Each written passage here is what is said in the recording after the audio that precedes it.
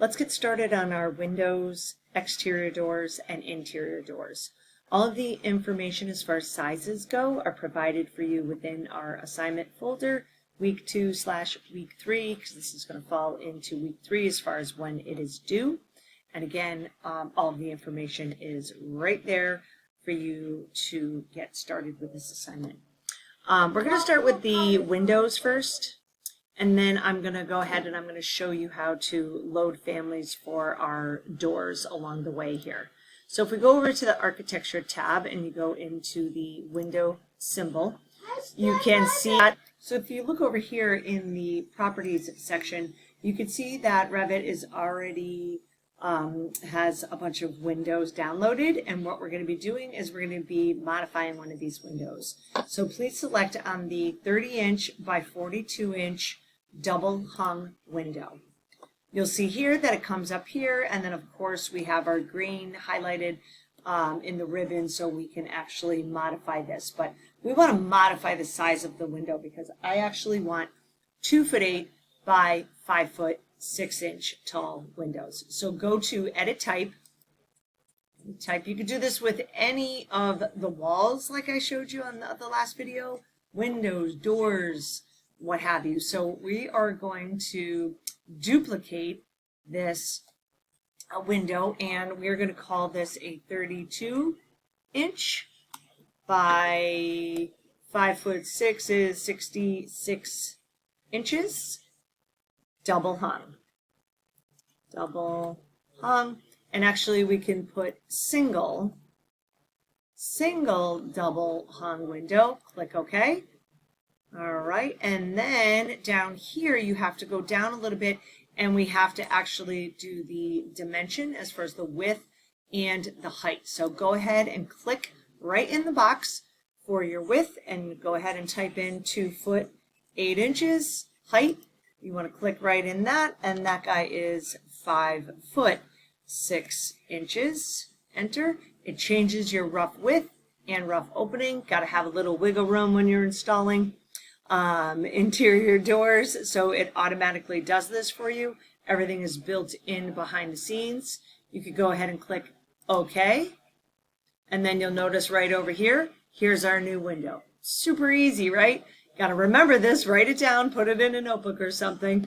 All you have to do is edit type. Now, there is another way that we could do this. We could load a family. So when we first started this program, remember we talked about templates and families and models. I didn't really get into the details of families, but this is where it comes into play. When you go and you work in the field as an architectural designer, you may create your own families for specific windows that you use, like Pella or Marvin or a vinyl window. So depending on where you're working and who you're working with and what their preferences are, is you could create your own families. And then I'm going to show you how to go in and load a family for the interior doors. But just, little tidbit of information. Now, we can also do the tag on placement already. We can always add this tag on placement later on to help us with our window schedules and door schedules. So I'm going to leave it off for now, and then we can work on figuring out how to put that in later on once it's all completed, because you have worked on this with the cabin floor plans. So let's go ahead and just start placing our windows per the floor plan. Now, you may have to look at the elevation in order to know which window goes where. I gave you a very simple plan here to start with, so we really only are dealing with 2 windows. All of them are double hung. This was a pretty simple choice for the client. They wanted to keep it simple as far as the ordering goes and the framing process of it all. So yeah, 2 windows. We have double hungs everywhere, and then we have a double casement window above the kitchen sink. So we'll deal with that when we get to there. So I'm going to start over here on the left. You can see my temporary dimensions. I can look at the plan and I can see that I want to be about 3'5" off the wall. Don't forget, we want to get as close as possible. And then we will adjust right here. Here is our grips, if you will, but we can also click on these to make our extension lines for our temporary dimensions. Go to either the exterior part of the wall, interior part of the wall, and it looks like my plan is going to the exterior part. So I could easily click on this right now, and you can see that that extension line changes along the way. Windows and exterior doors are always always dimensioned to the center. So as I'm placing these, I can also be working on some of the dimensions of these as well too. 3 foot, 5 inches, right? Or I can go through and I can place everything and then I can go back and dimension it.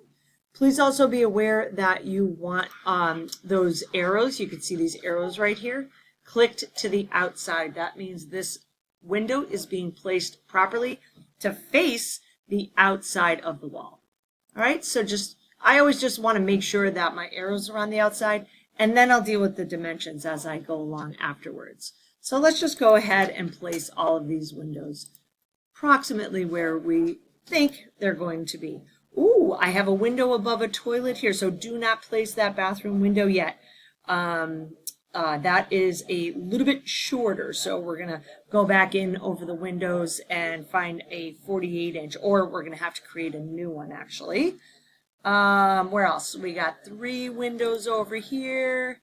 1, 2, 3 there. We have 1 up front here. I have 2 in this bedroom. I have another one over here. This one's going to stay tall even though it's in the bathroom near a toilet area.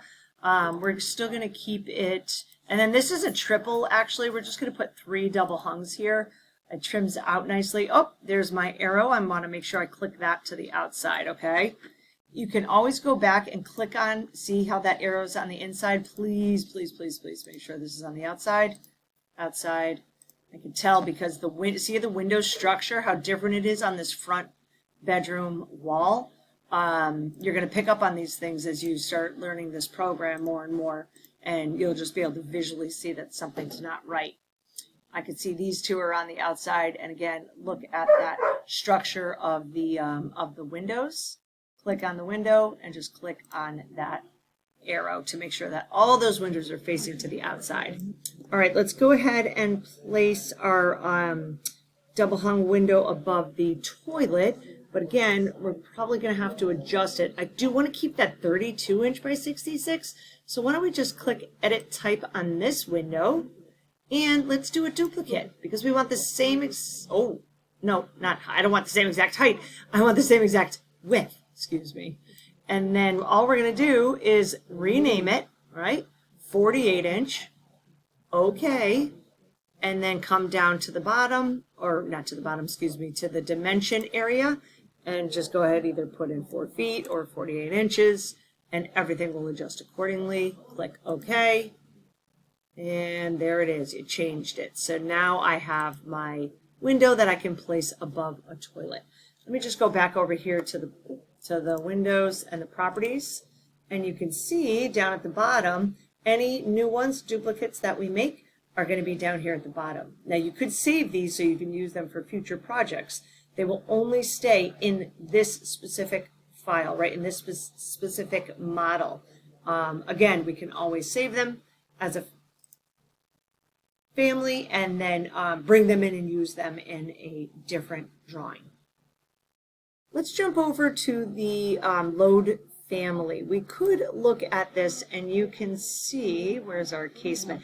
There is a double wide casement that I could choose to use right now and modify it and this and that. But let's just go over here to Load Family real quick. When you go into Load Family, you should come up to this Load Family US Imperial. And then this was all downloaded with your Revit school student version that you are using. And it has everything in here. We're going to look at the doors in a second. But let's go down to the windows. Just go ahead and click into the Windows file.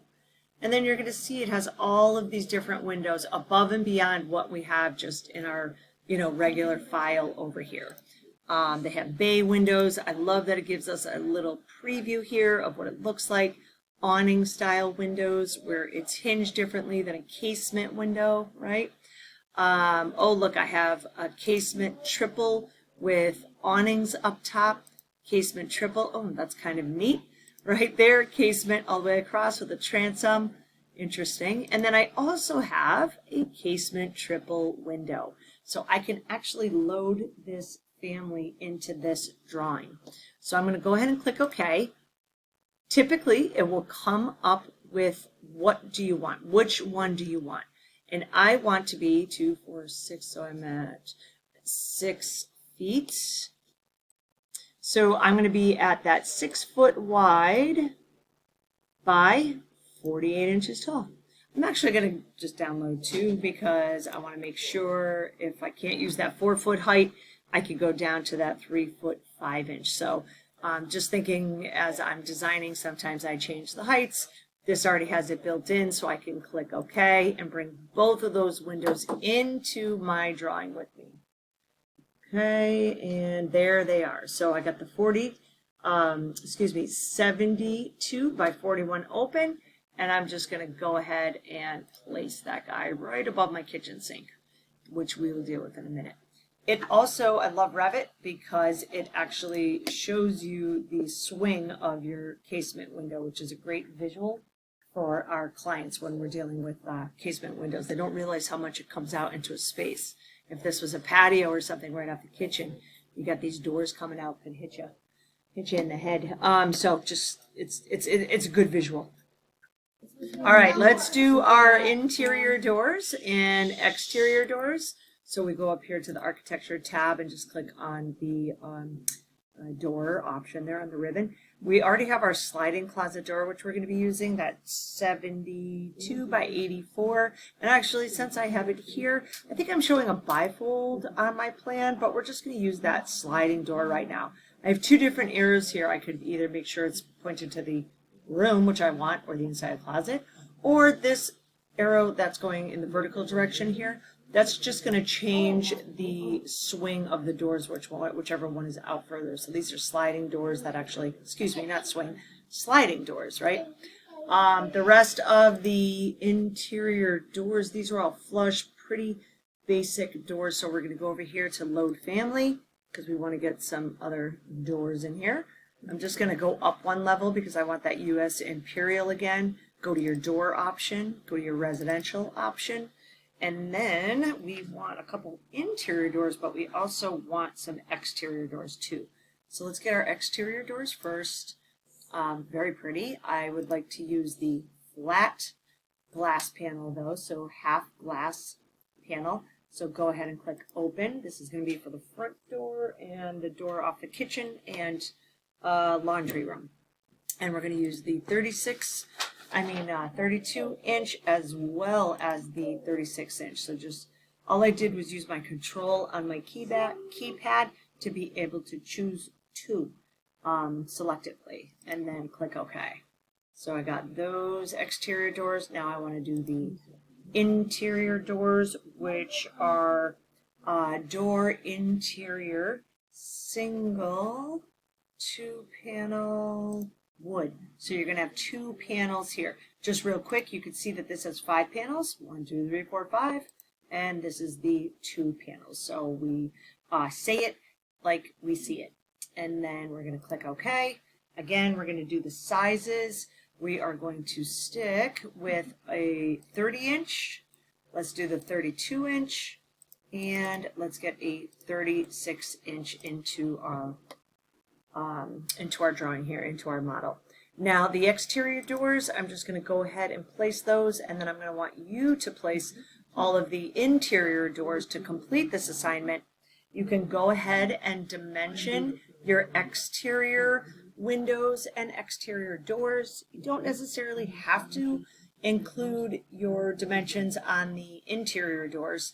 It's more important for you to be able to get those exterior dimensions on, unless it's very, very specific. When it comes to your placement of interior doors, you don't necessarily always have to do that. I just noticed that I am missing a closet right here on the mudroom area, that laundry area. So I apologize for that. We will add that in as we go along here. I know on the last assignment it's not on there, so if you did not include it, don't worry. You will not get marked off for that. Again, here's those arrows. Just be aware and make sure that they are pointed in the right location.